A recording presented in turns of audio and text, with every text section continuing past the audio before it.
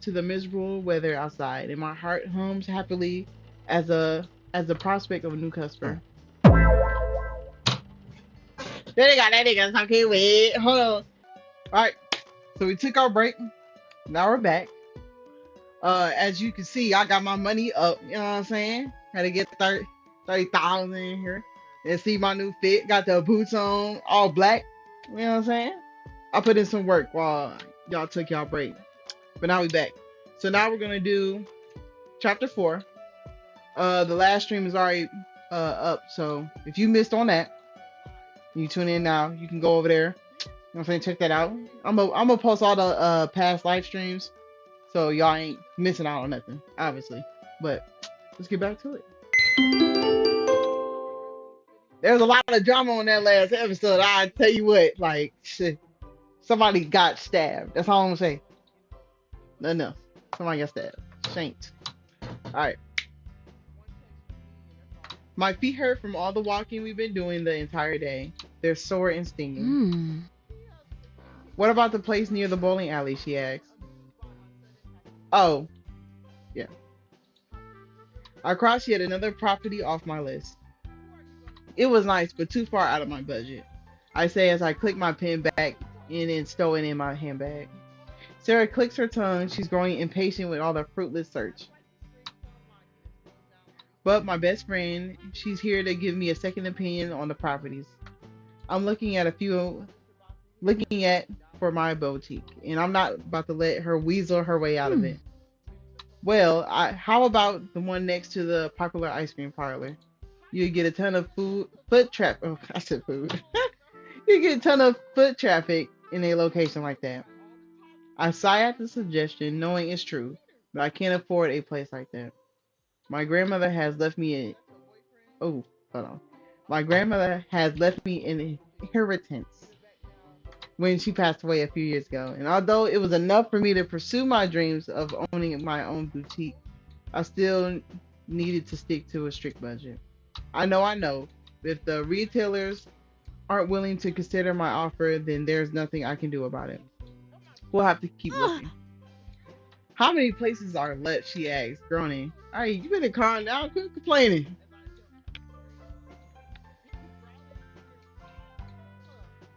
Just one, I say. I say gloomily, scanning the crumpled. No, I'm saying it right. The crumbled list in my hand, close to the hospital. Huh? Hospital. She makes a face. Already, already, I know what she's going to say. Don't you think that's cutting a little close to the Capo territory, Riverside too? Girl, ain't we out of high school down there? Damn, we don't need to be worried about that. I give her a tired look, though she simply widens her eyes as if to prove her point. I thought we was done. I thought that was just like high school shit, and then we done after we graduate. Like I've been done with that game ever since we graduated from the academy. Like what are we talking about? I wash my hands clean of all that. I say firmly, giving her a stern look. It's been years since I had anything to do with gang activity. However, Sarah wasn't as quick to adjust to the life of normalcy. She still kept in contact with some of the old gang members and upheld the boundaries between territories. Okay. You know what? You know that. Hold on, I fucked up. You know that I'll never be done with the gang completely. It doesn't work like that, she said. Yes, it does. I'm done when I say I'm done. I'm sorry, hold on. Hold on, we gonna pause real quick. Alright. It doesn't matter, I'm done with it, I argue back, attempting to put the end to the disagreement. I cut ties with the gang years ago. I'm not getting dragged back into all that. That doesn't mean anything. There's a reason we keep to our part of the city. A reason we have our own bars, restaurants, and parks. Yeah, because the food on our side is miles better, I say with a cheeky smile, and Sarah rolls her eyes. No, because the gangs don't step on each other's turfs unless they're trying to start a fight. The same rules apply to ex-gang members too. You were the leader of my assignment. You were Butterfly Mac. You'll carry that with you for the rest of your life. I grimaced at the sound of that nickname, one I hadn't heard almost in 10 years. She talking about shit 10 years ago. They is not gonna remember me. And if they do, I never said to anybody, oh, Riverside niggas. Fuck. I did say it. Hopefully they ain't done to come at me. I ain't even do shit. A lot has changed since then. We have a property to view. I cut her off, promptly changing the subject. We managed to flag down a taxi, the two of us lost in our own thoughts on the drive there. After paying the driver and exiting the cab, I double checked on the list that we had the right address. Huh? Is this it? Sarah asked, quirking an eyebrow. A glance at the building in front of us explained Sarah's disbelieving tone. As I survey the rundown building, I'm inclined to agree with her. Decaying wood, boarded up windows, peeling paint is a far cry from a luxury boutique. However, on close inspection, I start to envision more. Envision more. I managed mannequins. Ooh, no, I fucked that whole thing up. I imagine mannequins behind a large bay window and a striping sign hanging above the door. With a lick of paint and some new furniture, I could turn this old place into a boutique I have been dreaming of. Sarah, this is it. This is the one, I say dreamily as I open the front door to be greeted by the retailer, ready to give us the grand tour. Sarah lets out a loud sigh from behind me. Not quite as convinced, though. I choose to ignore it.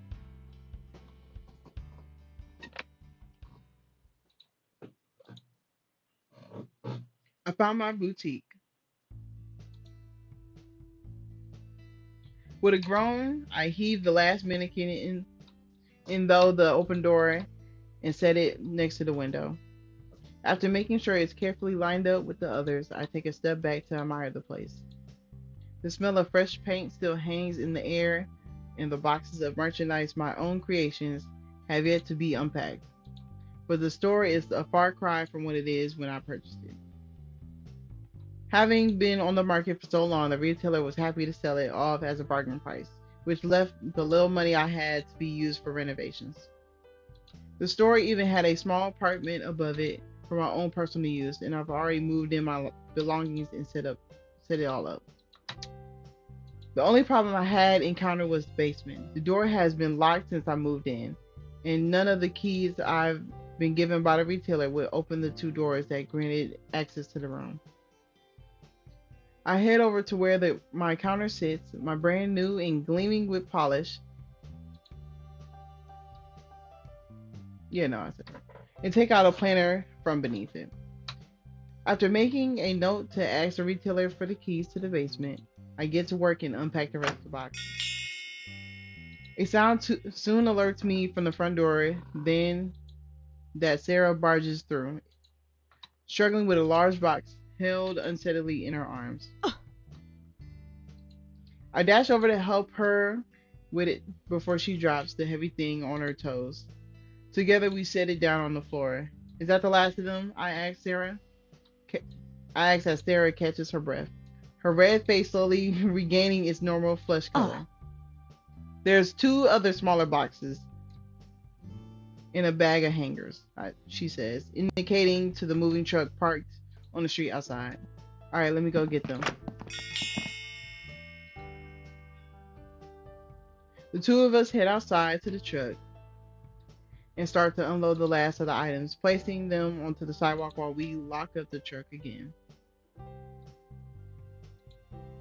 Who the fuck? Why'd you pull it up on me while I'm trying to move in shit? Excuse me, is this your place? Goofy ass. A young and unfamiliar man is looking at me expectantly, gesturing to the boutique.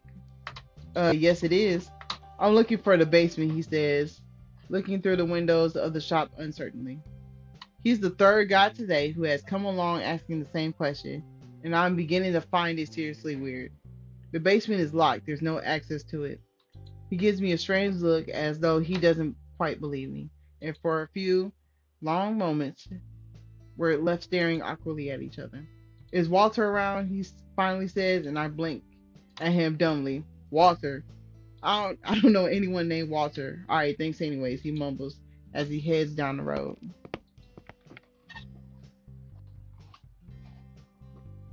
Sarah and I share a look of disbelief. Huh? Didn't that tall guy who was here earlier ask the same thing? Sarah asked as she hoisted a box into her arms. Yeah, he did, and a young one before that. I'm starting to think, I'm starting to get the feeling that someone might be pulling a prank on me. There must be a hidden camera around here Uh, somewhere. If there is, I hope they blur out my face at least. I can't be on TV looking like this. We laughed together and I placed the bag of hangers over my shoulder while balancing the box in my other arm and head back inside. So, how did the date go last night? I asked Sarah as we put everything down again. What was he like? She makes a face. Oh, mm. She makes a face at the question, which I should have expected. My best friend seems to have had a string of bad dates lately, and I enjoy hearing the juicy details from every single one of them. uh, He was awfully boring. He talked about birds. Apparently, he likes to go and watch them on oh. weekends. Oh, and he lives with his grandma. Damn. Can't date Sound like a someone good who guy. still lives with his family. Maybe he takes care of her. Let's go, kind. I'm like, that's sweet, don't you think?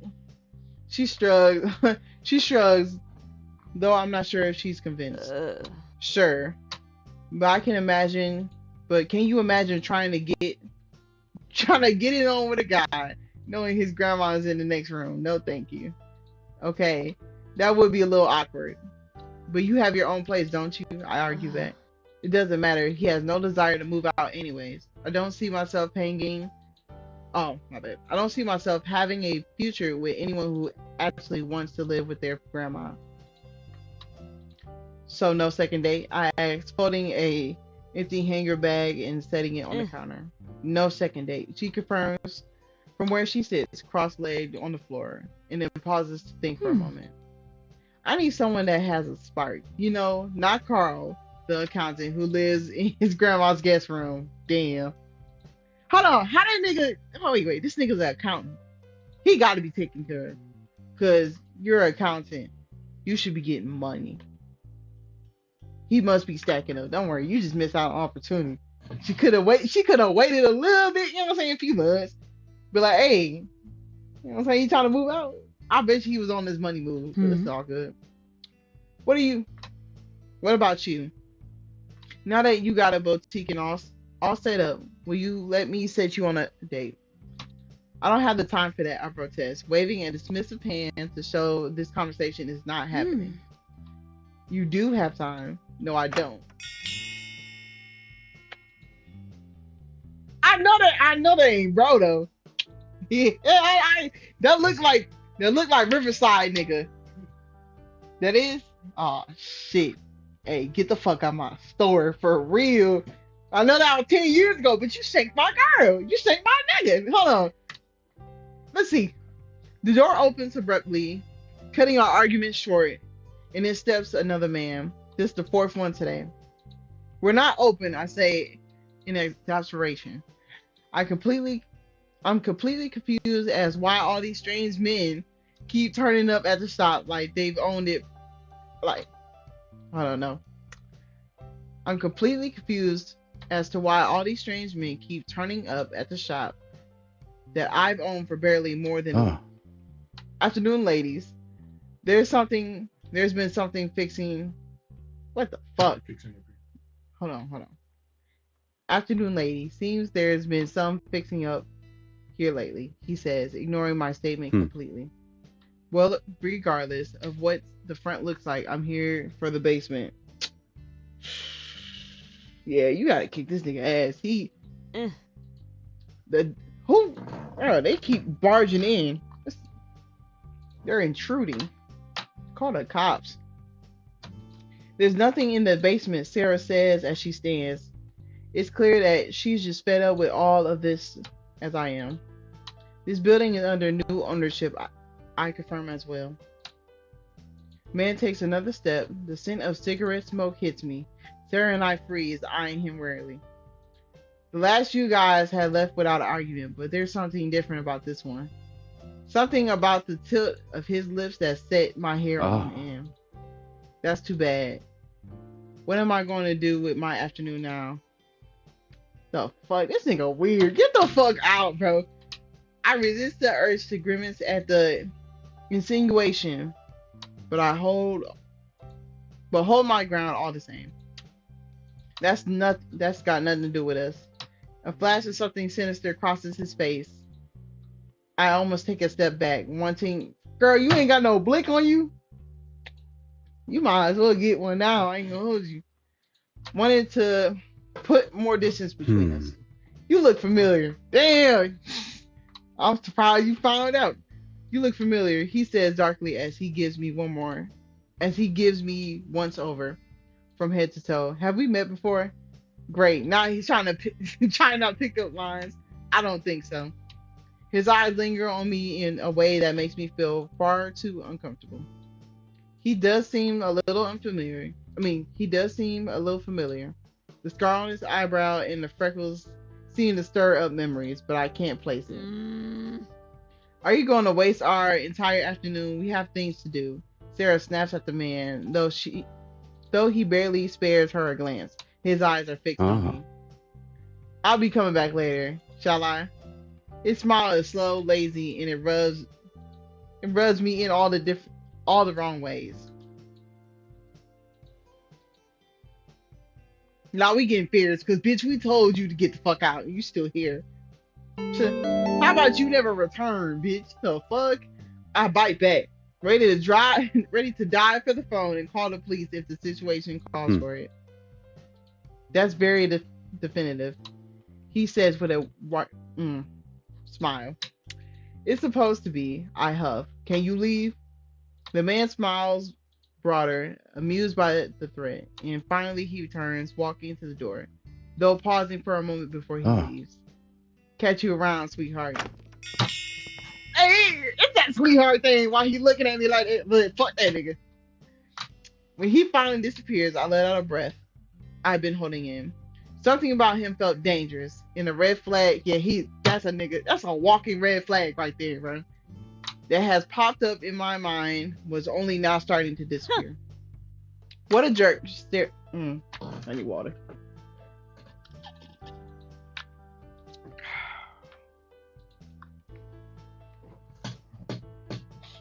I'm trying to enjoy myself, bud. What a jerk. Sarah stands with her hands on her hips, glaring after the man. Tell me about it. What's so great about the basement, anyways? I throw my hands up in exasperation, finding it more and more bizarre all these men keep showing up. Mm. Maybe we should find out, Sarah says, mischievous grin curving her lips. How? We don't have the keys, remember? I point out, dismissing the idea. Do you have a crowbar? It's your basement after all, so who says you can't have a little force? I stare at Sarah, considering the prospect, but I'm more curious than ever to find out what's in that basement. I have a Mm. screwdriver. That might work. Oh shit, we don't see it. It's probably some money on somebody left. So one of the gang people left some money in the basement, and now that bitch locked up. It's got to be it or something down there. After grabbing a large screwdriver from my toolbox, Sarah and I head downstairs in an attempt to force open the door to the basement. We take turns jamming in the screwdriver in the small gaps between the lock, altering alternating between shimmying it up and down between the lock and trying to pry open the door with force, but it's no use. You stupid door, I yell in frustration and bang against the door, having to finally admit that it's not gonna budge. I stand back and stare at the door in defeat. We managed to chip the wood around the edge a little, but apart from that, it remains. Oh, who did? Hello. An unfamiliar voice startles the both. Ah! Y'all already know who that is. That's great. But we gonna let them introduce, you know what I'm saying? We whip towards why they died? So this nigga got pierced, haircut, everything. Alright. Hey, jail must have changed him. Let's see how many years he did. I ain't gonna hold you. He probably did like a few months. Got out. We whipped towards the voice to find a man standing in the door frame of my back entrance, staring down at us with a mix of amusement and confusion clouding his features. I put the screwdriver out from the door and hide it behind my back quickly, schooling my face into a look of innocence before remembering that this is my own property. I have nothing to hide. I have had it with these strange men entering my boutique all day long. Hey, what are you doing here? I demand to know. Ignoring me, he walks towards us, breaking out a Huh. grin. You know, you're going about it all wrong. A butter knife would get into the gap a lot easier than a screwdriver, the guy says. Sarah and I exchange stunned looks. Why didn't we think of Uh-huh. that? Or could you just, I don't know, use the key? He holds up a set of keys and jingles them from the front of him, and my mouth drops in disbelief. You had the keys to my basement? I stammer, more confused than Huh? ever. Your basement? I didn't know this old place had sold. Oh. Oh, okay. It's everyone doing 8.5 hours this whole week. Hmm?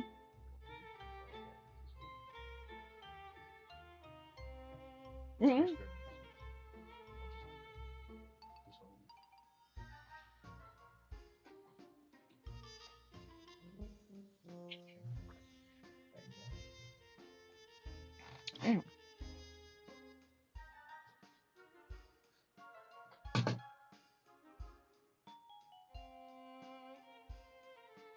Just someday I might talk to her and see if they still want to come in and check. Mm. Well, it has. Sarah steps beside me, giving the man a once over, folding her arms against her chest. So why are you here? Yes, why does he have the keys to my basement? This is all so Ugh. sketchy. This place has been vacant for years. The back door was never locked, so I started using it for my own personal means. He says casually. He spins the keys around his finger in a way that makes me want to reach out and take it from him. You've been using the basement without anyone knowing? I asked, eyebrows raised. Uh. I didn't see anyone else lining up to use it. Why let it go to waste? He says with a shrug as though the logic behind it is flawless. How did you even get those? I indicate with my chin towards the keys, and he holds them tight in Hmm. his palms. I have my ways. Mm. I eye him suspiciously. Sus- ooh. I eye him suspiciously, knowing his crooked grin should be setting off all my red flags. But for now, they remain still and silent. Well, can I have my keys back, please? I ask impatiently, holding my hand out to take them. He drags them back out of reach and gives me a look, his eyes glinting with Huh. amusement. You know something? Something seems funny about all this. He gestures between the screwdriver. I'm still holding in the Hmm. door. How can I be sure that you're really the owner of this building and not trying to break in? Do you have any proof?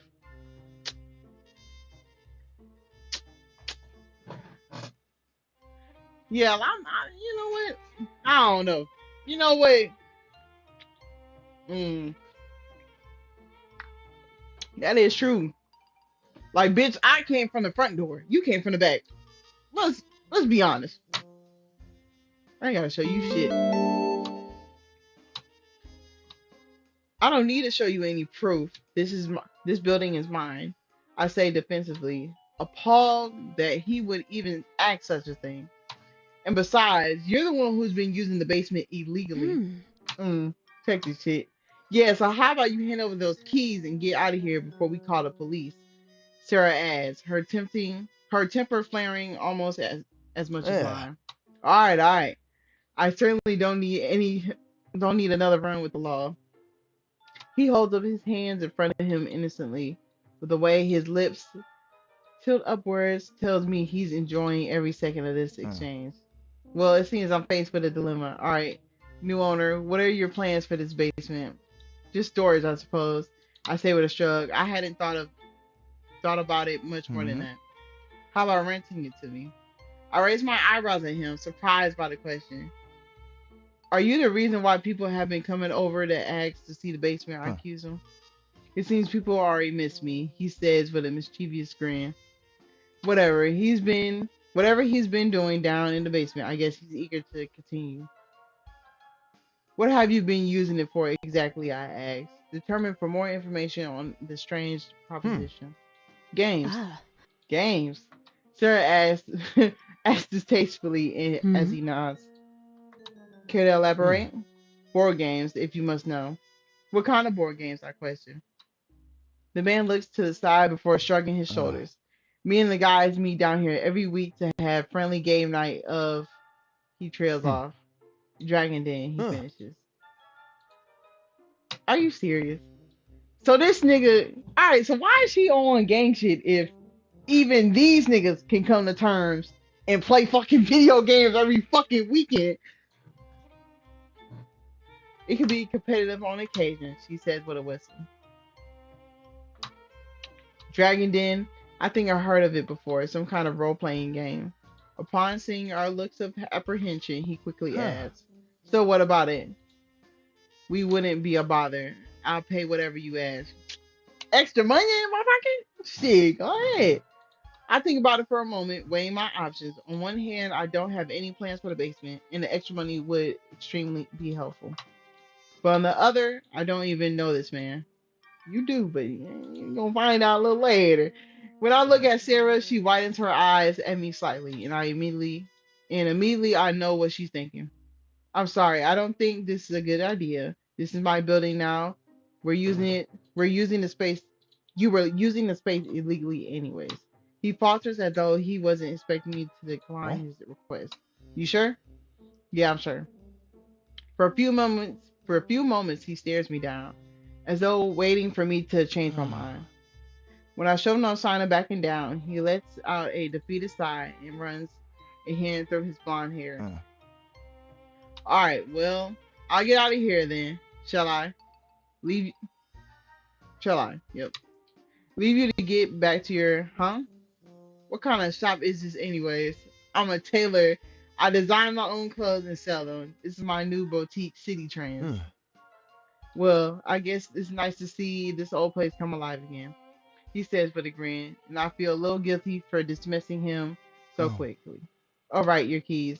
He holds a small silver ring around him, two small keys hanging from it. Well, I reach for them, but he pulls back with a sly grin. This nigga keep fucking playing with me, Hmm. bro. I have a few things still left down there in the basement. Do you mind if I keep these and come by tomorrow to move them out? And you'll give me the Hmm. keys? Of course. I make a mental note to change out the keys to the back door. Can't be too sure if he has a copy of it or not. All right.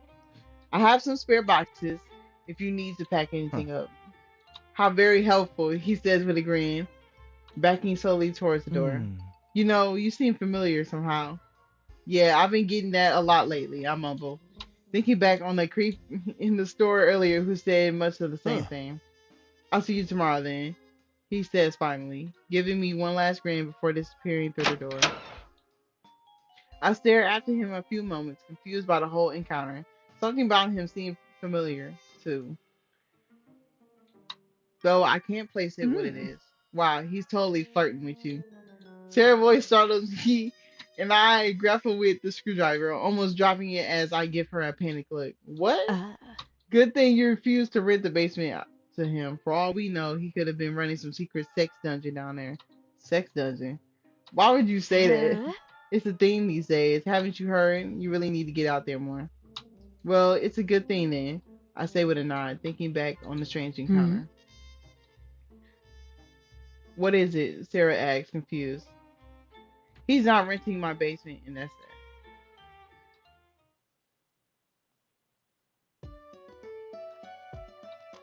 Oh yeah, that was quick. All right. Yeah, that was quick. I ain't gonna hold you. All right, shit. Moving on to the next one. All right, chapter 5. Let's see. The pitter patter of raindrops echo on a boutique window against a backdrop of heavy gray Storm clouds. I let out a sigh as I lean my chin on my hand, propping it up with my elbow on the counter, and I stare out into the street. This is my first day of business, and instead of clear skies and sun, the weather outside is awful, dashing every hope of a grand opening I had in mind. With a pout, I glance down at my empty planner, which sits open on the counter, waiting to be filled with appointments, and I let out another defeated breath. Might as well find something to do instead of just moping around. I head over, adjust the outfits on the mannequins, ensuring they're styled to perfection, which of course they already are. I already dusted the shelves, wiped down the counters, and organized my sewing box. Oh yeah, she getting bored. Today is really not turning out how I hoped. I'm just about to wipe down the already pristine mirrors when a saving grace, in the form of a bell above the door, rings throughout the shop. Immediately, I spin towards it, arms tucked at my sides as I gaze snaps to a man who's just entered the shop. Raindrops dripping through his blonde hair. Oh yeah, we already know that. That's me. On his shoulders. Good afternoon. My voice is bright, a stark contrast to the miserable weather outside, and my heart hums happily as the prospect of a new customer. There they got that nigga talking with. Hold on. Hello again. His deep voice holds a unmistakable tingle of amusement, and it's only when he faces me head on that I recognize him. My shoulders slump in disappointment. Oh, it's you. I forgot he was coming today, and he seems quite drenched from the rain. He raises an eyebrow at his okay despondent greeting. At my okay, he raises that water. Hold on. All right. He raises an eyebrow at my despondent greeting, and I give him an apologetic look. I didn't mean for it to come up the way it did, but I really been looking forward to, for a new customer. You agreed to let me come by and pick my things, remember? He said that he cocks his head, fixing me with a pointed look. I feel a little silly for forgetting, but shake it off with a wave of my hand. Of course, I'll let you go to the back. Hang on, wait a second. He hurries to stop me, stepping right up to the front of the counter just as I circled it. I want to talk to you before all that. Talk to me about what?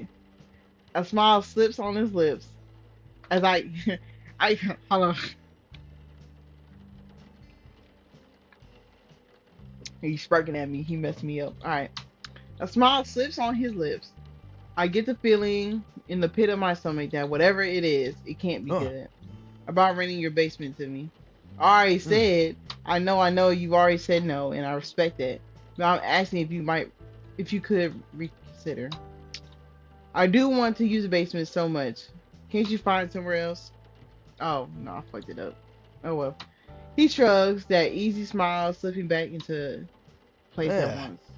I've grown fond of it. I want to do it. Let's make some money. Slide me, and he said any price. Give me 500. I said that's too cheap. Let me do. I'll do 800. Give me 800. We don't be kind about it. Yes, but I quite like this one. He playfully insists as droplets drip from his hair. I chew. Uh-oh. Hold on. Oh, okay. I chew on my bottom lip. I'm sorry, but I think this is kind of weird, and I'm not comfortable with it. I admit. I just bought the place, and even though I really don't have any plans for the basement. I wouldn't really want to share it with anyone else. All right, that's fair enough. The proposal is a bit presumptuous. He eventually admits defeat, stepping back into his hands held in front of him. Guess I'll be grabbing all my things and then move out, he says with a grin. My eyes are immediately drawn to the rainwater dripping from his clothes and the wet patch pulling at his feet. When he follows my gaze, he notices it too. Swears softly under his breath. Shit, I'm sorry. It's okay. I say quickly.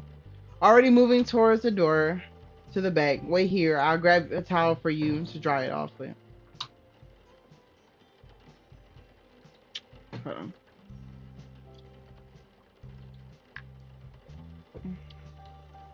Heading out to the back, I grab a couple of fluffy white towels before returning to the front of the shop, finding a man waiting idly for me.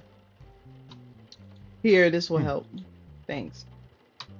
He takes the towel and I use the second towel to mop up the water on the floor. The towel certainly helps with the dripping, but doesn't change the fact that he's soaking wet to the bone. We gonna make this nigga a shirt. Hey, let's get some money. Hey, I'll make you a shirt and give you a little discount. See, she ain't about that hustle. What?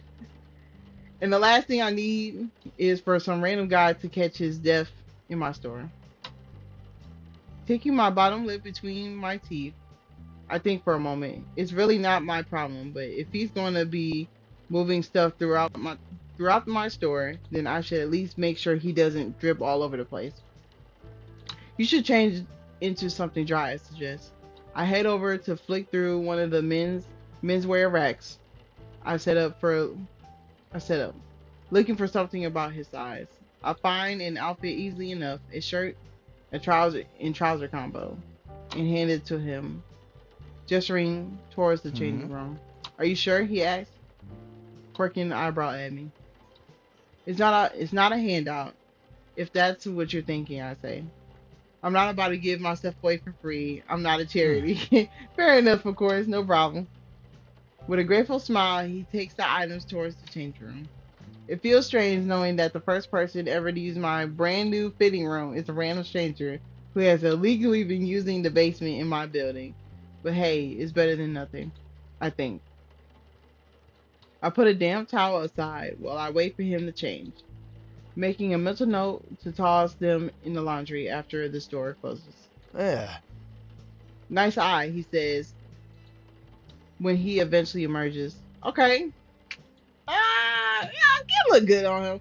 I think it look cool. It look cool. It ain't that bad. Rolling over the sleeves on of his shirt and straightening everything out. The clothes fit like a glove. How much do I owe you for them? Well, we head over to the counter and I take his payment before putting his wet clothes in a bag for him to take home. I can't believe he's my first customer for the day.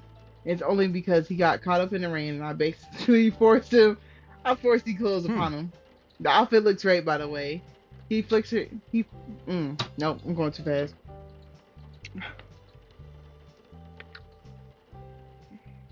The outfit looks great, by the way. His eyes flick around the store, taking all the renovated glory. You know, it's pretty cool. It's a pretty cool thing you're doing here. Thanks, Alo. I just around the empty store. You've been my first customer today.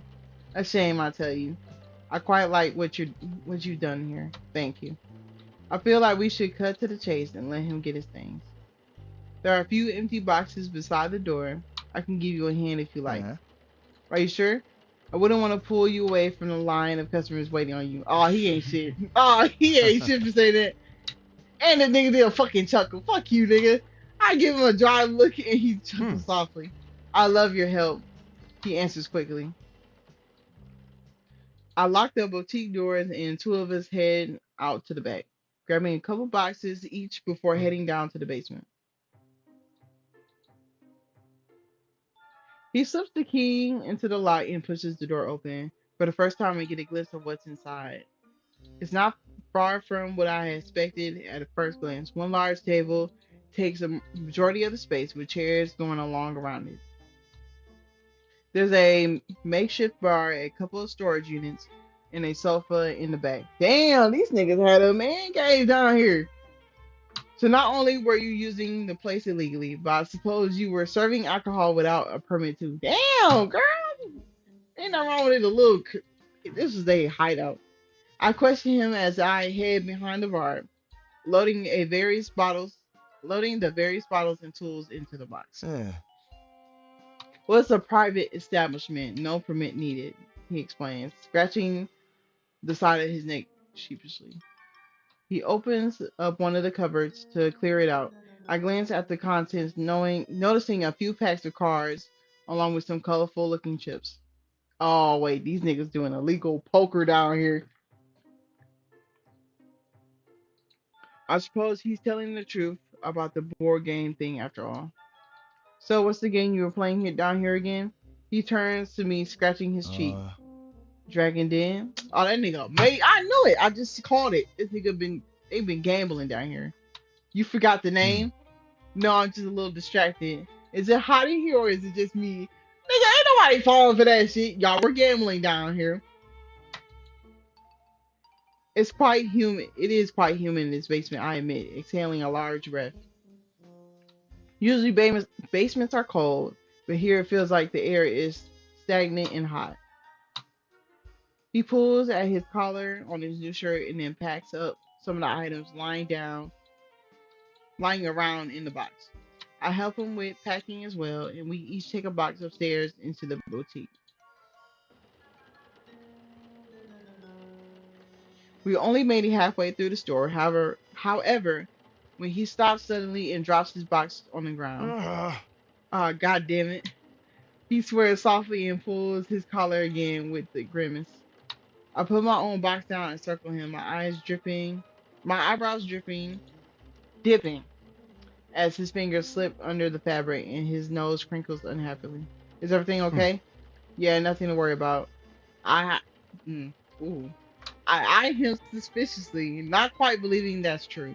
But when he picks up the box again, I follow him to the street. We load them into the truck as he parked in front of the boutique. We just step back into the boutique when he stops again, this time tugging at the hem of his shirt.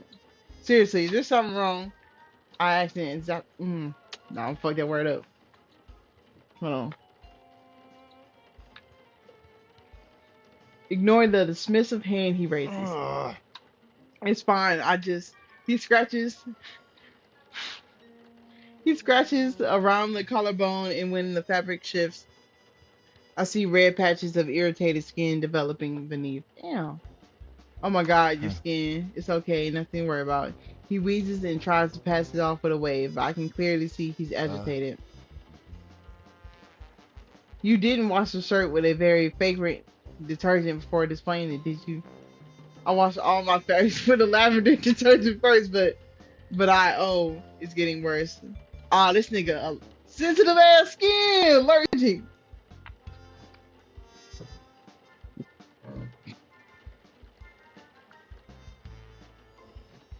uh, I'm allergic to most laundry detergents they give me. huh. His eyes widen as he faces the floor length mirror, seeing all the extent of damage on his body. His nostrils flare in panic. Allergic. You should take that off. I say quickly, attempting to help him pull off his shirt. Oh, we finna see some ass. Go ahead, take that shirt off. Hey, if you really don't look at all the bumps and shit, that nigga packing. That nigga fine. All right. With a groan, he shrugs it off completely, and I toss it into the counter and out the way. While he continues to stare at his reflection and scratch at the irritated patches of skin, I hide a gasp behind my hand at the sight of red raised splotches all down the front of his chest and abdomen. Oh my, it's completely spread in just a matter of minutes. Well, fuck. I can't agree more. You you probably shouldn't. I warned him, but he's completely zoned off. He unbuttons the top of his pants next. Whoa! Hey, what we finna see? But shutting me up completely. Wait, he's gonna strip, and of course he is. This is a medical emergency. Nah, that's kind of crazy. Nah, it's kind of crazy. Okay, hold on. I gotta screenshot this. Hold on. Hold on. Yeah, I gotta do it real quick. Hold on.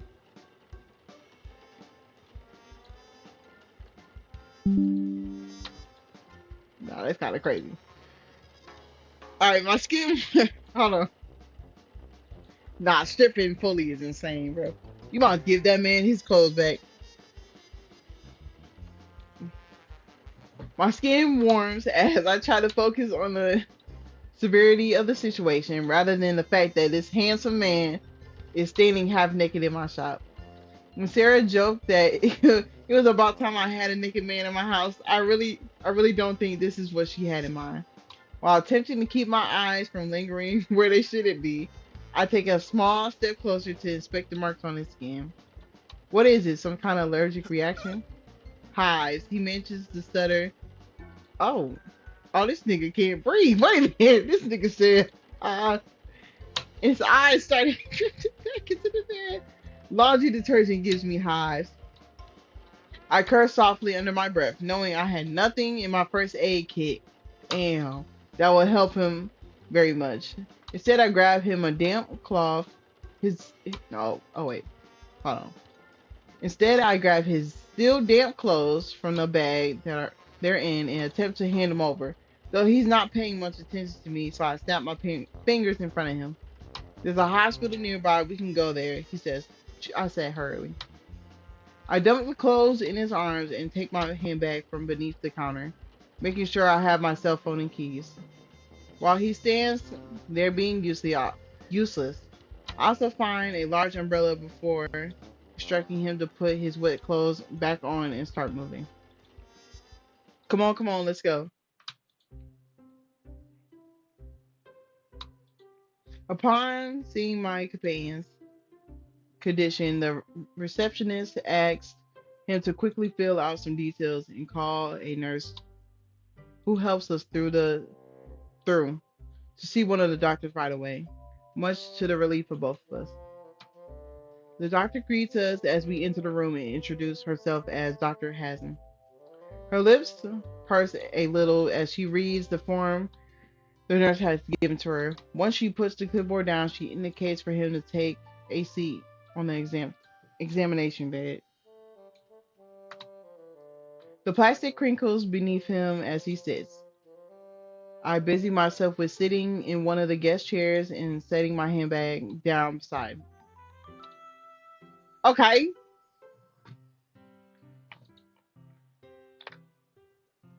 well, what do we have here? Mr. Grayson, Mr. Gray Jason. Breaking out into hives doesn't seem to be your lucky day, doctor says. I freeze, my blood running cold in my veins, chilling me down to the bone. What name did she just say? Remove your shirt, please, Mr. Jason. I need to take a closer look at the severity of the situation. Doctor Hasty instructs pulling on a pair putting no, it says pulling, yes. Pulling on a pair of plastic gloves while she waits for him to do as she asks. While she inspects the hives on the skin, I stay as still as a stone. A chilling run down my back. No, a chilling run down the back of my neck and all the way down to my spine. Gray. It's funny how I never thought to ask for his name before, and now that I've heard it, the crushing realization dawns on me. But he's not. He couldn't be. You're lucky you had such a caring girlfriend to immediately take you to the hospital, even though hives aren't very life threatening. The doctor chuckles. Her voice snaps me out of my thoughts, and my stomach tightens at her implication. Oh, I'm Ugh. not. Yes, I'm incredibly lucky. Ah, this nigga. Gray says quickly, his eyes pinning back to me. No, let's run it back. Yes, I'm incredibly lucky.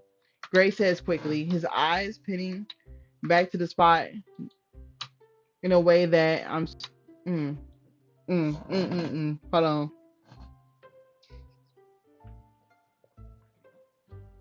All right. His eyes pinning me to the spot in a way that has me sealing my lips tight. I know there was something familiar about him when I first met. Maybe I simply didn't want to see it. I'm going to prescribe you some medicine to take over the few days. You can collect it from the pharmacy next door on your way out. I watch silently as Dr. Hazen gives Gray a piece of paper, but I don't hear anything that happens next over the sound of my heart thundering, thundering in my ears.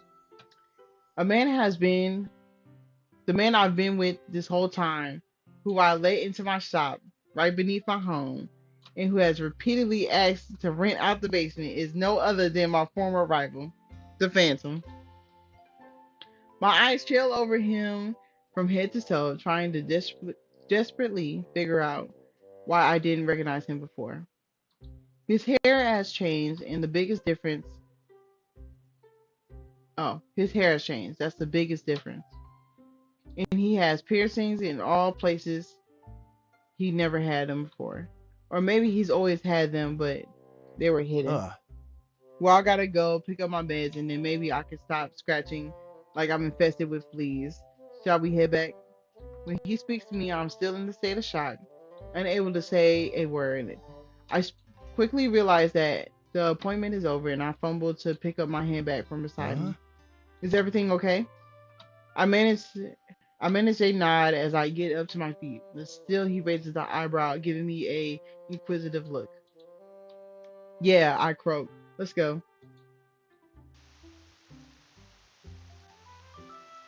After picking up his prescription at the pharmacy, Gray immediately pops in one of his pills. It's still raining when we step Hmm. outside. Hopefully this will keep it from spreading, he mutters. I don't say anything as I still reeling over the fact that I met the guy that I got kicked out of high school 10 years ago. I let him take the umbrella, shielding us from the rain while we head back to the boutique. We make small talk as we walk, commenting on the weather, the city, and the doctor's office, but I can't stop mulling over everything in my head. Has he recognized me too? He hasn't said anything that would suggest he has, but I can't be sure that it's not an accident. He is the Phantom after all. Hmm. Well, we are here. His voice snaps me out of my thoughts, and I realize we're standing in front of the boutique.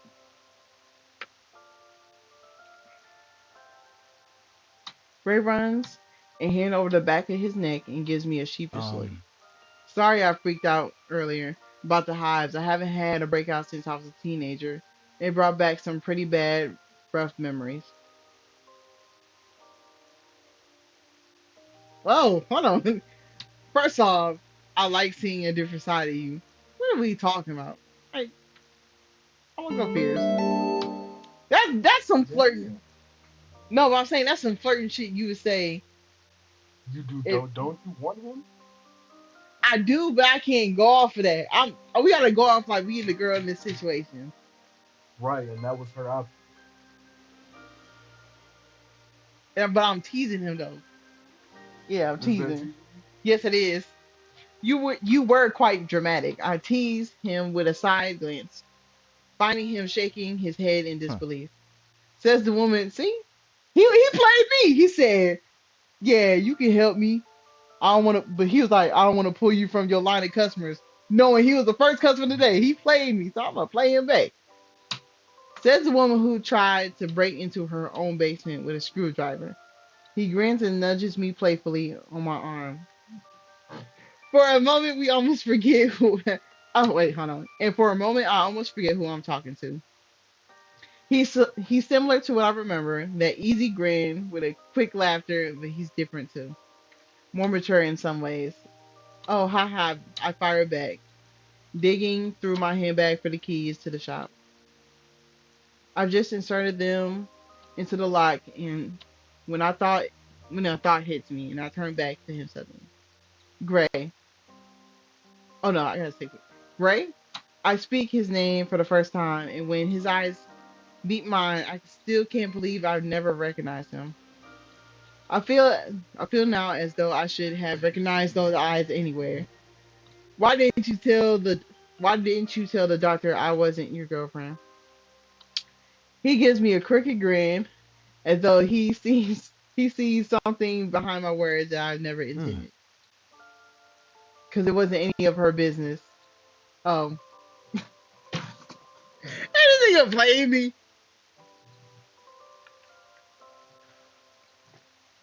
Our eyes lock in memory, and the memory floods back to the surface of mine. of my mind of the night long ago.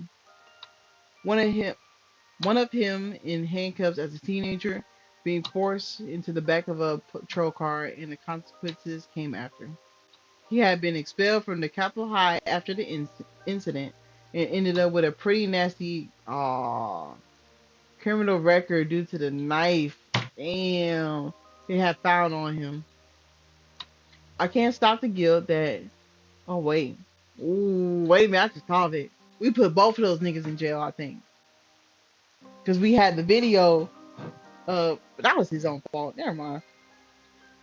I can't stop the guilt that gnaws at my insides, knowing I was the one who had called the police there in the first place. Knowing that whole thing had been my fault, an overwhelming sense of guilt settles in the pit of my stomach.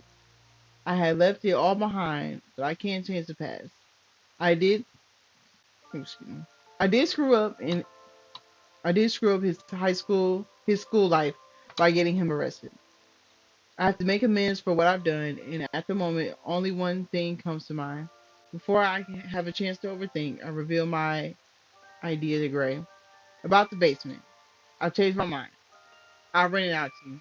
Okay, she nice. His face lights up with an instant and overjoyed smile curving his lips. It immediately lessens the weight hanging over my Eh? shoulders. Really? Yes, really. I chuckle at his reaction, finding it cute how excited he seems to be to have his board game back space back. He stops and cocks his eyebrow at me, his lips pulling into the tight line that makes a thread of worry worm itself through my Hmm. stomach. What made you change your mind? You don't seem so bad after all. With a chuckle, he nods his head at me, accepting the excuse, and I invite him inside the shop once more. We settle on an acceptable price for the rent and agree to draw a contract for him to sign the next time he's here. Oh. I never got your name, by the way, he says. I realize that's true. He has absolutely no idea what my name is. He has absolutely no idea I'm the girl who ruined his youth. And now we promise to draw up a contract to cement the fact that he'll be working out of my building. Stupid, stupid consequence. Is it too late to change my mind for a second time? After all, the numerous nefarious rumors involving the Phantom back in high school are seared into my memory. What could he do if he found out about the past history? What exactly is he capable of? Calm down, I tell myself. I know how much I've changed in the past decade. He probably has to. I should give him the benefit of a doubt. I owe him at least this much. Even so, I'm tempted to give him a fake name. I don't want to risk him connecting the dots back to our past. Not before I know I can trust him with that information. I'm not about to make an enemy out of my new renter. But then again, he might already spotted my real name on the business card in the boutique. That is true. You might as well say fuck it and tell him. I bite my bottom lip and hesitantly speak up. It's a my sign. I say cautiously, even if he does remember me, at the very least, he won't be able to connect me to Butterfly Huh. Mac. Oh, this nigga don't remember me. Damn. That's crazy. Thank you, Maya-san. You've almost made the highs worth it, he jokes, not showing any indication he recognizes the name. I almost breathe out a sigh of relief. I don't even want him to I don't even want to imagine he might do if he knew it was me who ruined his life. It should be an easy enough secret to keep, seeing as seeing as how I broke off the contract with anyone from a gang, especially for Sarah. I hope that I can count on her to stay cordial around him, especially considering that the Phantom allegedly sent her cousin to the hospital. Oh yeah, I forgot about that shit. With any luck, she'll avoid him completely, or at the very least, be mindful of what she says around Hmm. him. I'll be seeing you later then, Gray says as he twirls the keys I've returned to him around his finger. One for the back door of the building and the other for the basement. Yeah, I'll see you later. Oh yeah, I'll see you soon. Oh wait, I forgot to do that.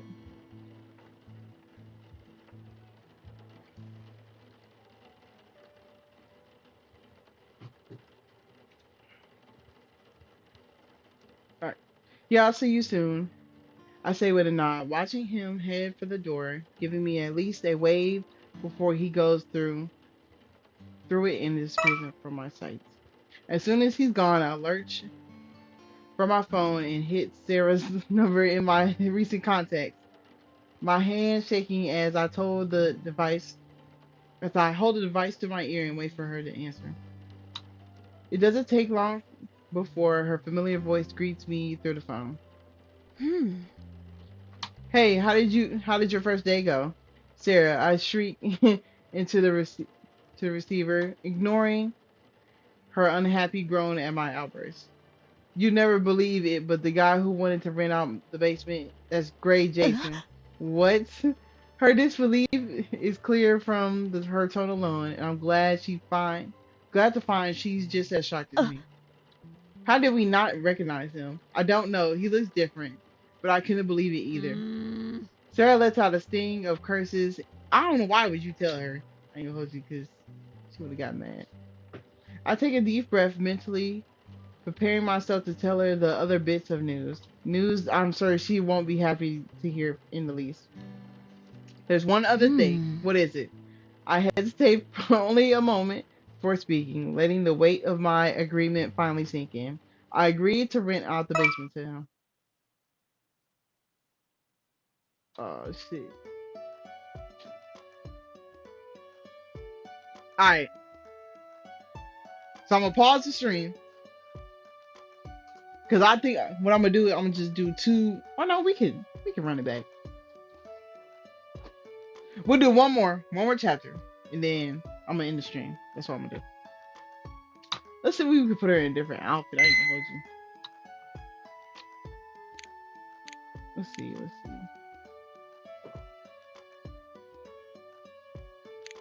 There we go. And then the shirt. Let me put this one on. We'll put it on the skirt. We're gonna keep the boots on. Earrings. Fuck it, we'll have the earrings on, and then we'll do charm bracelets. Yeah, I don't like this skirt. Never mind. I'm gonna go. I don't like those earrings. They cool. It ain't that bad. Alright. Had to switch it up a little bit, you know what I'm saying? Alright. Chapter 6.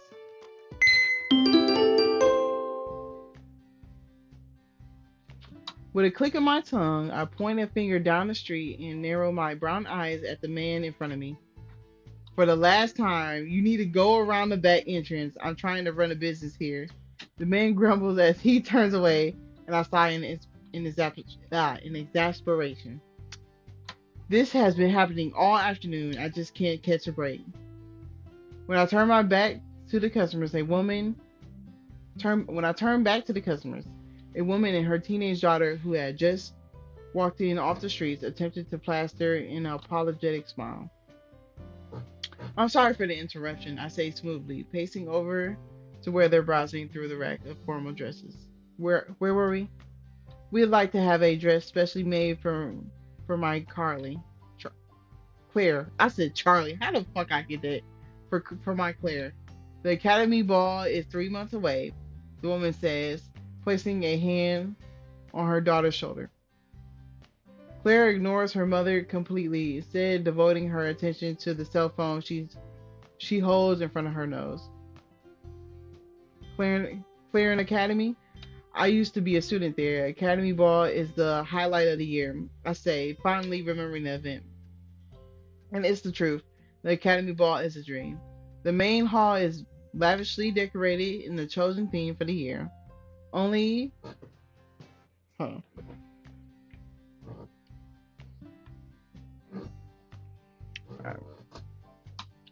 Only the most well-known DJs are hired for the event, and all the students will be desperate for the latest fashion in ball gowns, tuxedos, no expense spared. It would be an amazing opportunity for me to bring this new business to the boutique, and one should take fully advantage of.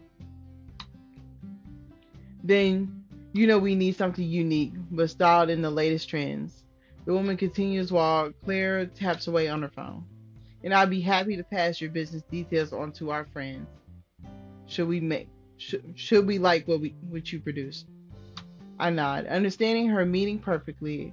I'll need to be at my I'll need to be at the top of my game if I intend to snag kind of clientele this particular event can bring me. We can start by looking at some of the different styles and fabrics. Then I can draw up a couple designs based on what you like. Clara finally Claire finally looks up from her screen and I smile at her, earning a interested tilt of the head in return. After all I'll need to do is take your measurements and put it all together. It'll be finished long before the ball comes around. That's wonderful, Claire's mother says. Her fingers st- steep. Hold on.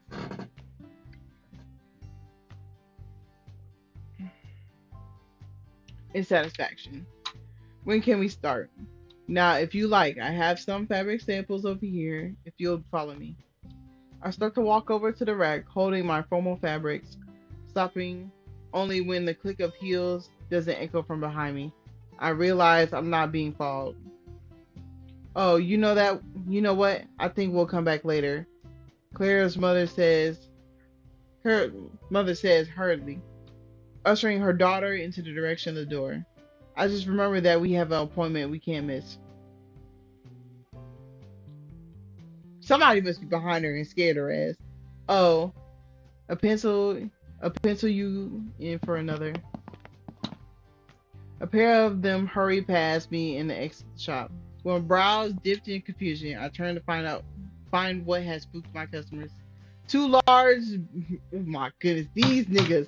You need to lock that basement door. Nobody ain't coming up. That's bullshit. Two men, large and burly, with beards all the way down to their chests, have stepped into the store, looking around in confusion. I don't believe this.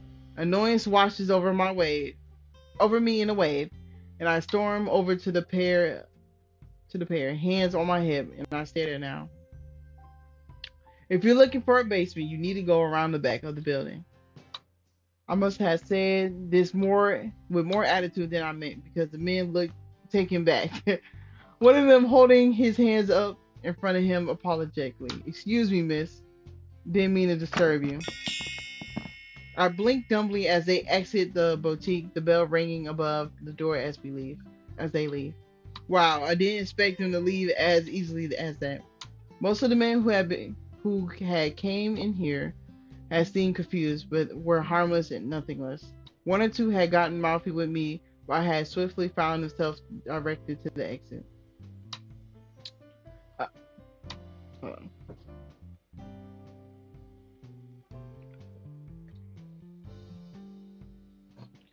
One thing they all have in common, however, is that they're scaring away my business. I'm not going to tolerate it any further. Yeah, because you could have got a check from that. They fucked it up. They better come back. I circle around the counter and pick up my phone from beneath it, tapping a finger on the screen and scrolling through my contacts. I find Gray's name easily enough in a recent addition to my phone book and hit the icon to dial his number. Holding the phone to my ear, it starts ringing, though when a familiar voice rings out from the back of the store, I end the call and pause. He's here. I hurry over to the back entrance of the boutique and pull open the door, finding the culprit in question and a couple of other guys chatting near the back door of the building. Three of them turn at the sound of my arrival, and Gray grins at me when he turns, completely oblivious to my ignorance. Amaya-san, how are you today? I need to speak with you, I say, ignoring his question. Okay. Gray grabs. Oh, Gray blinks at me a couple times, as if he can possibly fathom what I have to be angry about.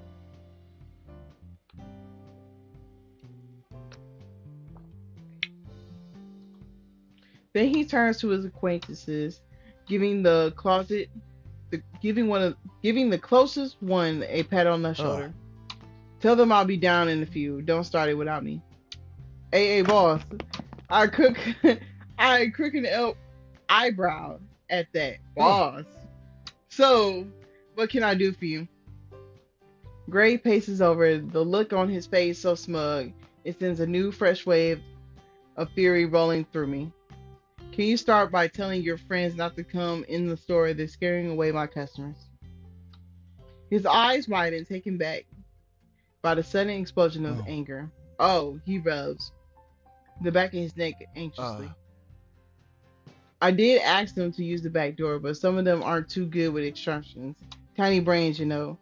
I huff I huff a breath, ignoring the smirk that tilts his lips and only fuels me further.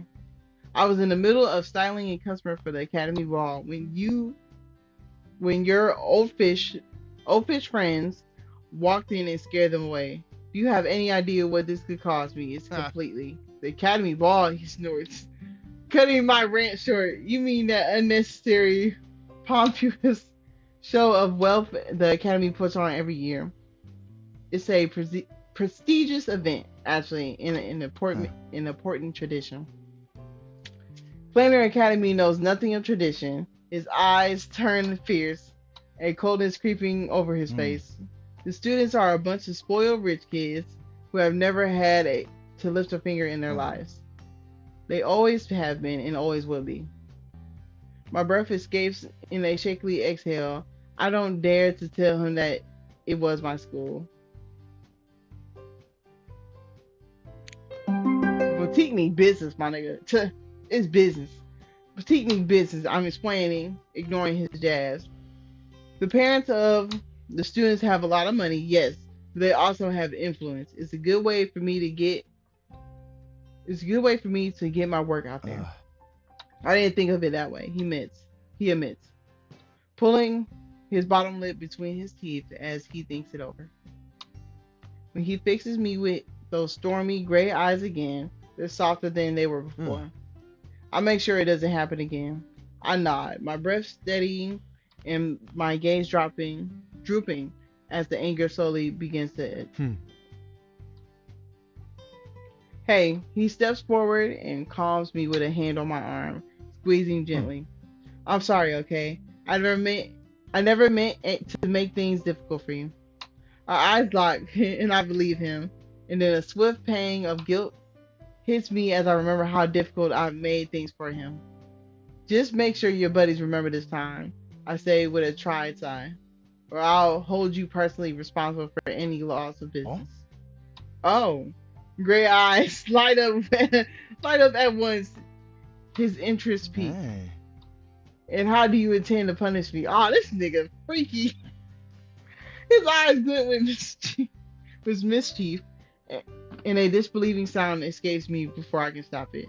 I'm really not in the mood for this. I'm sorry. He holds up with his hands and laughs softly.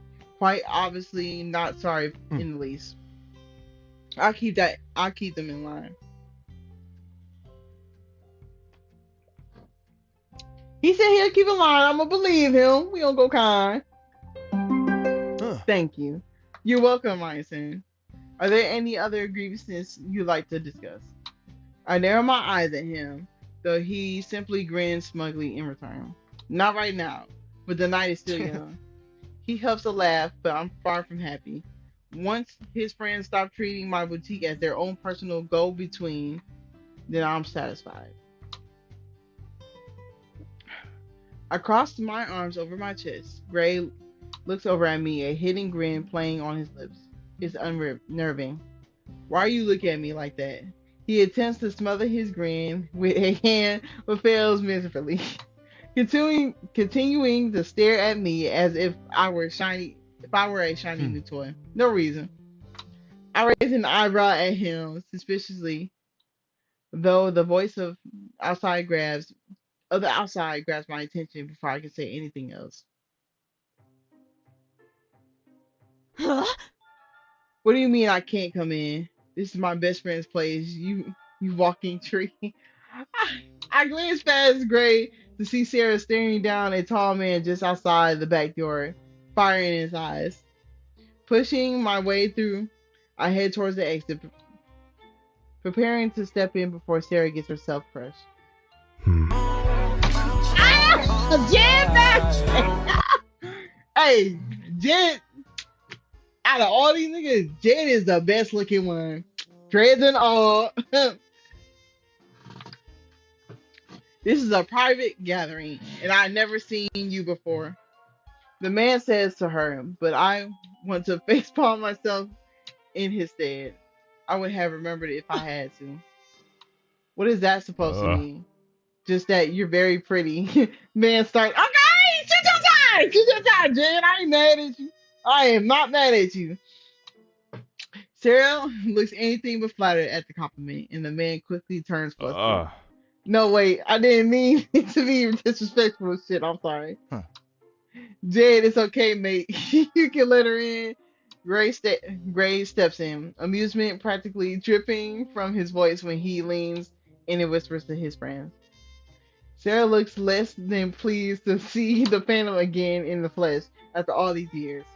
Her lips practically disappear into a disapproving narrow line. She she turns her gaze away from Gray and shoves her way past the two conserving Uh. men. You're hopeless, you know that. What is it? I asked in exasperation as I pushed between them, gesturing wildly at the stranger. Who is Hmm. he? My name is Jed. A tall man. Tall man introduces himself. That's when I finally recognized him. Back in school, he had came to the academy to look for me, and my gang had beat him up to a bloody pulp because of it. Last time we met, it didn't end very friendly. It didn't end on very friendly terms. Luckily, it doesn't seem like he's paying much Huh. mind to me. He's my best mate, Gray says, drawing my Hmm. attention. He makes sure no suspicious folk come wandering in here trying to join our game. I have half of I have half a mind to tell him that all of them are suspicious, but I stopped myself. I thought you said you were playing board Uh. games. We are. So you're telling me you need a bodyguard for a board game night? I'm Uh. telling you, they gambling down there. Yep. Sarah scoffs, rolling her silver eyes at the pair of Eh. them. What a load of. Yeah. Well, we taken enough of your time. Gray interrupts with a clap of his hands, grabbing Jed Uh. by the arm. Come on, Jed. Let's get down there before they riot. I watched them leave in silence. Huh? What just happened? Sarah turns to me, her eyes wide in disbelief. I have no idea. I rub at my temples, desperate for some peace and quiet after that encounter. Why were you just using the back door anyways? Hmm. I thought it might be better than coming into the store while you were open. Ah.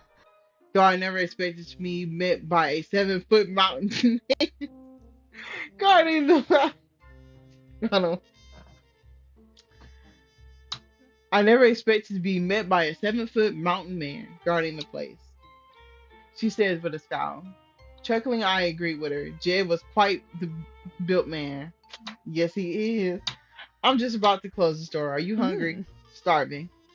She grins at the prospect of eating food and not surprised by the least. I should have got a screenshot. Don't worry, I'm gonna get it back. Once he get back on that screen, I gotta screenshot him. The way I wave her towards the stairs to my apartment while heading back to the boutique. I'll meet you upstairs in a few. An hour later, Sarah and I are sitting on the sofa, two large glasses of wine on the coffee table in front of us, as we dig into our pasta alfredo I've just whipped up together. There's a show on TV, some trashy reality show about a group of singles left alone on a super yacht, and we leave it playing in the background while we chat. So, any other dates coming up? I asked Sarah, who makes a face at me as she Hmm. chews. No, but I found this new app that matches you with someone based on your computer browser history. It sounds promising. I stare at her, unsure if that was a joke or not. When she says nothing else, I realize she's completely serious. So you'll be matched with someone who enjoys gluten-free baking and funny videos of dogs. Then she gives me a withering glare, and I laugh, knowing I'm totally right. Why don't Why don't you just, I don't know, meet someone the old-fashioned way? Right, because that's worked so well for me in the past, she said sarcastically, taking another bite of pasta. Or I, or just sign in for a reality TV show. Water. Hold on. All right. They look like they're having fun. I point at the TV and Sarah snorts, dismissing the idea.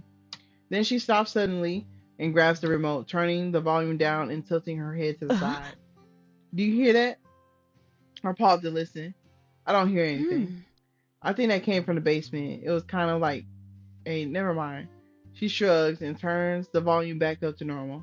Resuming the show, I continue eating. I still can't believe you let the Phantom rent out your basement, she says with a disbelieving laugh. I never knew you had a death wish. I don't. I felt sorry. Ooh. I felt sorry for him. That's Huh? why. I hesitate for a second before putting my half empty plate down on the coffee table and turning to Sarah, preparing myself to come clean with it. Ooh, you is? It's something I never told you. Well, yeah, it's 10 years ago. Eh, you fine. Back in high school, the night of the challenge, I didn't get pulled aside by the cops like I said I Hmm. did. Okay? The truth is that I bailed.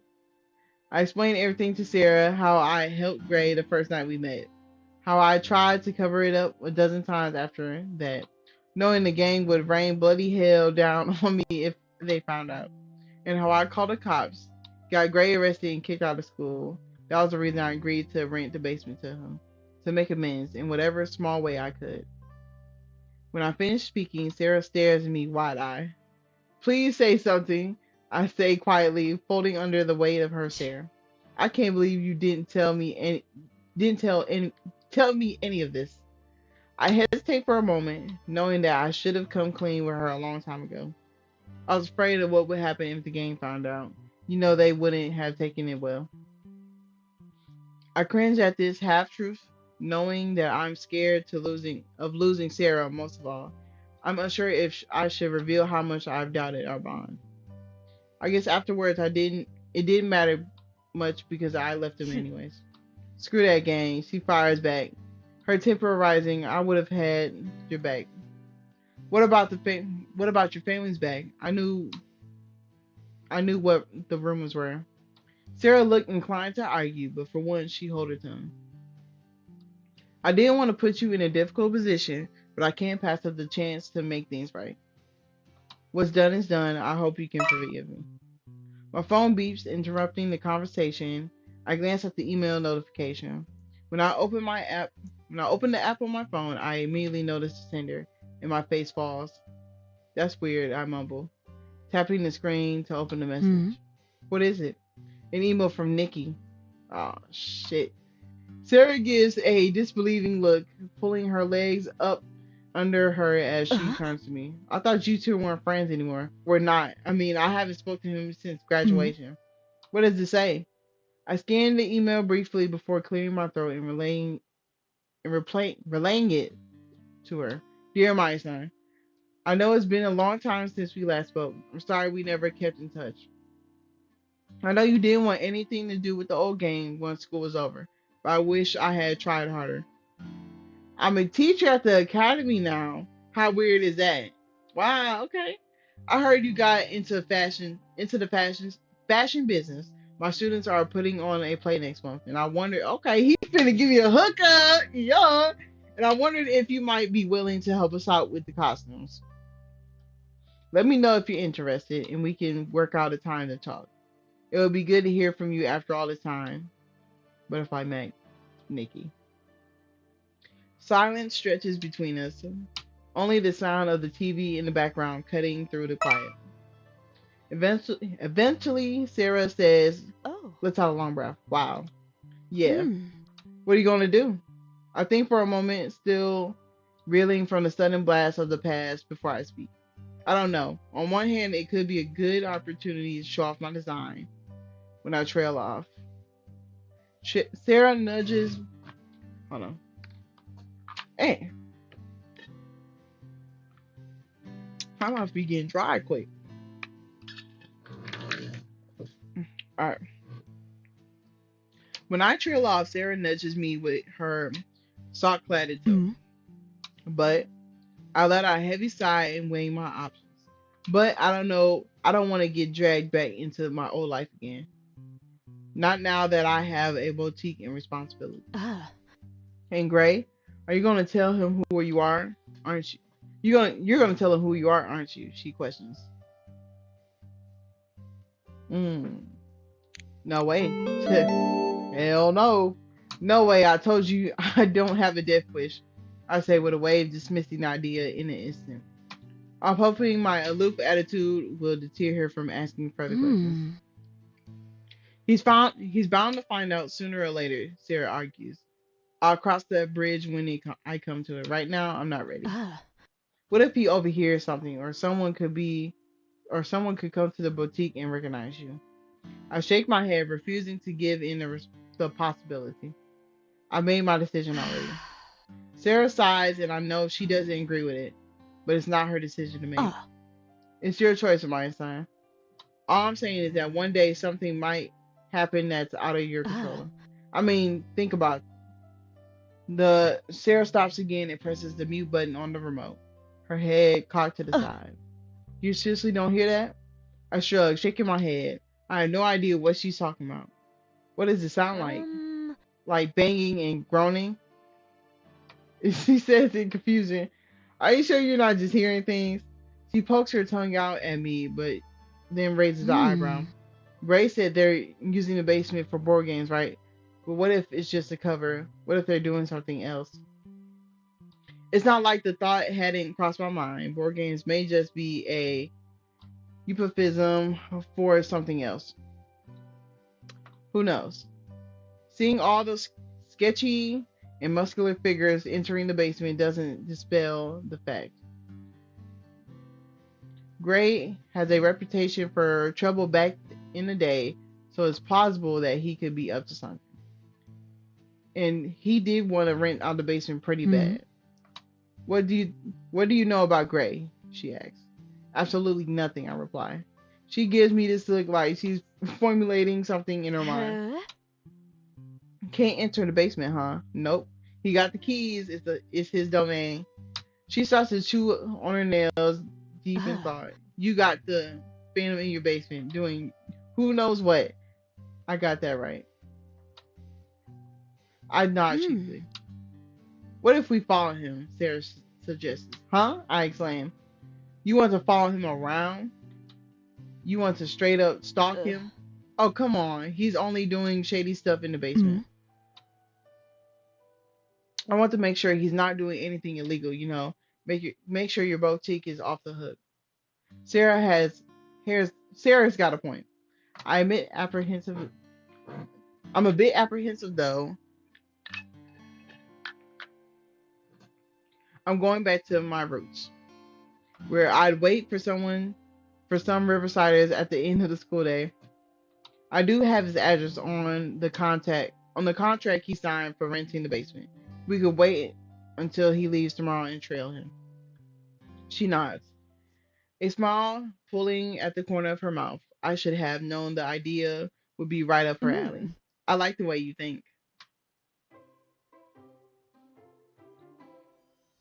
The next morning, Sarah and I linger behind a couple of trees near Gray's address, waiting for him to make an appearance. I adjust the oversized glasses that sit on my nose, hoping my disguise would work in case they notice us. With a sigh, I return to tapping away on my phone while we wait. I've just crushed another level on Candy Crush when a familiar voice gets my attention and Gray finally emerges from his house. Crap, that other guy is with him, Sarah points out. I immediately notice Jed's hulking form. They seem to be having casual conversation. I sure hope they won't be returning to the basement on the weekend. Otherwise, this whole trailing plan will fall apart. Luckily, they start walking in the opposite direction of street trends. Keeping a healthy distance distance. We follow a pair. We follow the pair as they head down the street. It starts off like any normal shopping day in the city, I suppose. They stop to get coffee, call into the pharmacy, grab a bite to eat. Sarah and I sit at the cafe across the street, sipping on a couple of smoothies, impatiently waiting for them to finish their food and move. We conveniently placed a couple of menus to hide our faces, and eventually I grow tired of peeking over the top of them. Time drags on, and I'm just about to suggest we give up when Sarah nudges me to get my attention. Look, I follow her pointed finger, and my eyes widen when I notice the shop that Gray and Jed have just walked into. I let out a groan. It's a sex shop. No, but we were down there. We saw all the stuff he had. There ain't no way. We were down there though. We didn't see no bullshit. All right, sex dungeons, wild. There's no way. I ain't gonna let. He might be going there to. Jed might got a bitch on the side. You know what I'm saying? Like, I don't believe. I can't believe that. A sex dungeon. She exclaims confidently, making my eyes bulge out. You think so? Well, let's follow them and find out. Sarah grabs me by the arm excitedly, and I'm forced to follow along. My hesitant, I'm hesitant to enter the shop, but I know it's our best chance of finding out what Gray and his friends have been up to in my basement. No way she made the background. Oh hell no, bro. They actually, all right. When we enter the shop, we hide down an empty aisle, peeking around the sides to catch a glimpse of the guys. We find them eventually. Jed flicking through a few magazines on the rack, and Gray in the aisles next to ours. It's, they split up just for I instruct, earning a nod before she slinks off. I turn off casually. I turn and walk casually to the end of the aisle, trying to be quiet but not obvious. Brightly colored packages line the shelf on either side of me, and once or twice I do a double take, baffled by some of the items on the shelf.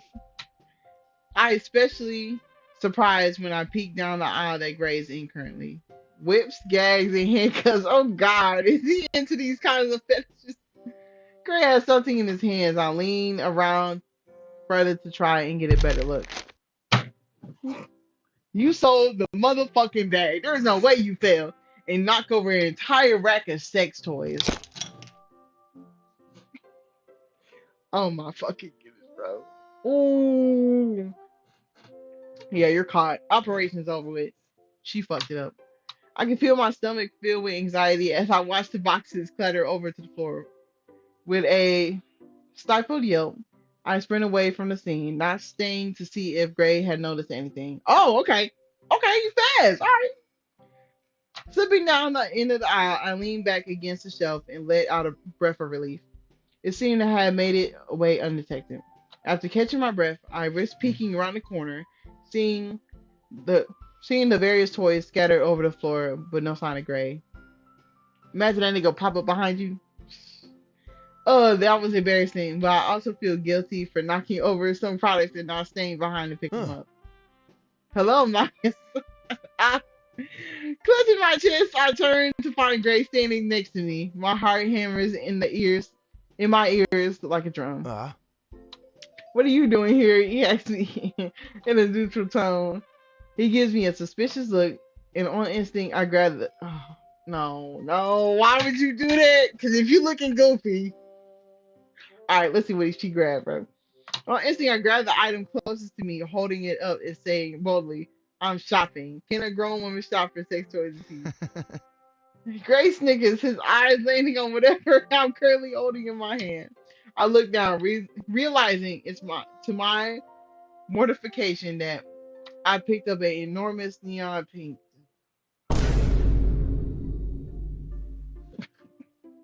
You got like it like that? Ah, damn. You know, I think they had bigger ones in the day. He ain't shit. He ain't shit for that. Oh, he ain't shit. My face flushes red. my cheeks flaming hot as I quickly put the item back on the shelf, knocking over a few others in the process. Like a fool, I scrambled to keep them upright before a domino effect knocks all of them off. He ain't shit. Gray laughs even harder, amused by my reaction, not knowing what else to do. I walk away from the aisle. Gray laughter dies down as he catches up to me, giving me a much Hmm. sterner look. What are you really doing here? Ah, shit. I'm not telling that man. To stay, hey, if Sarah didn't get caught, I ain't getting caught. I'm alive best as I can. I already told you I'm shopping. I say with exasperation, matching his stern look. Still going with that excuse, are you? All right then. What are you shopping for? Maybe I can help you with it. You don't help me find out? No. How do you know so much about women's sex toys? I question him, raising an eyebrow. Good shit. A cocky smirk appears on his lips, and he brushes the hair away from his. If you must know, have a quite I have quite a library of expertise in. Uh-oh. Gray taps on one of the boxes on the shelf. Toys. Well, that's certainly information I would have been fine not to even find Huh. out. So what are you looking for? He asks, a sly grin on his face. I look around desperately, grabbing the most innocent thing I can find for one of these. Huh.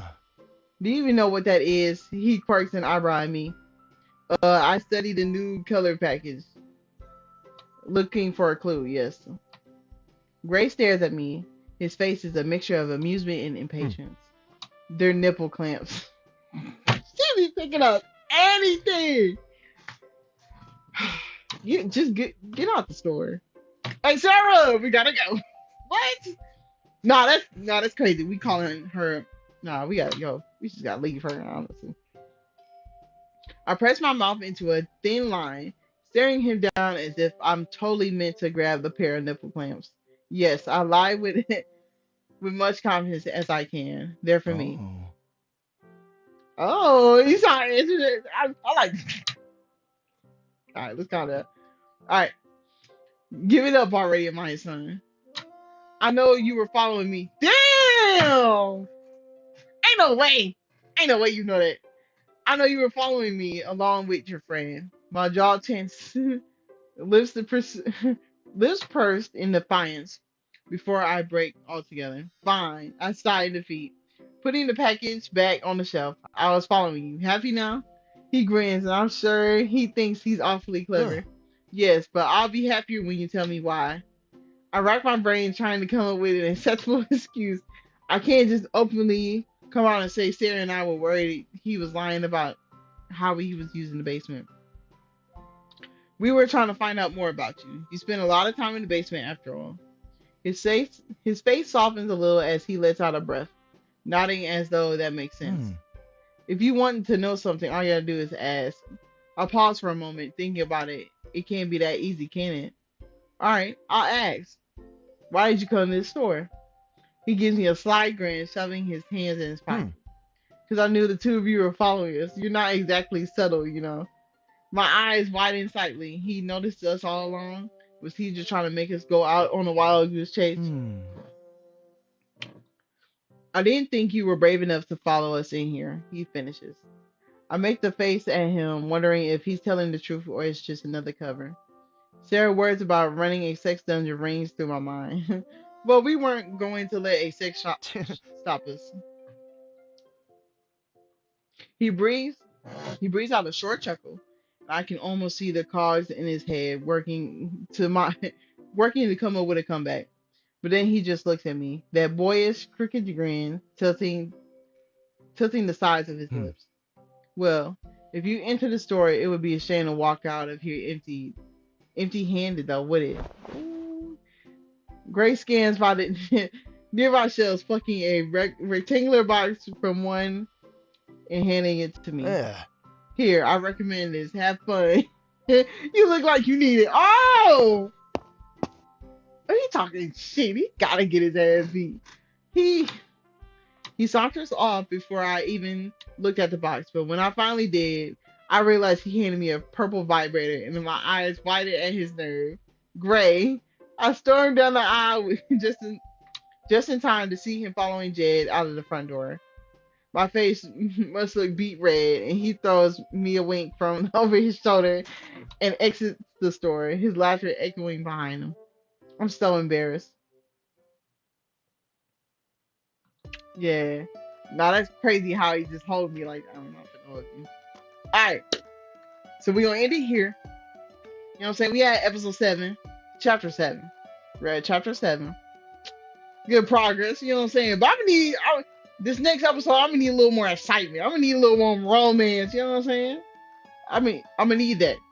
So hopefully you enjoyed and like and subscribe.